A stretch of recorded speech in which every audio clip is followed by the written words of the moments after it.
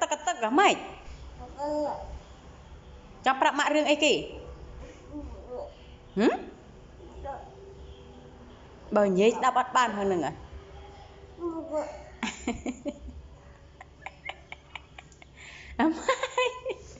hả con với tháo mày cô cứ nhắm ai vậy hả thả mịch đừng tha mịch đi đập miền bàn này tại tịnh thằng nâng á đừng giấy tha mịch đi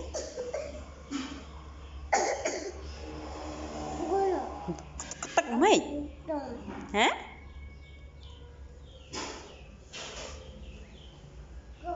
hả đừng chẳng giấy ấy bởi giấy ắt cởi hả á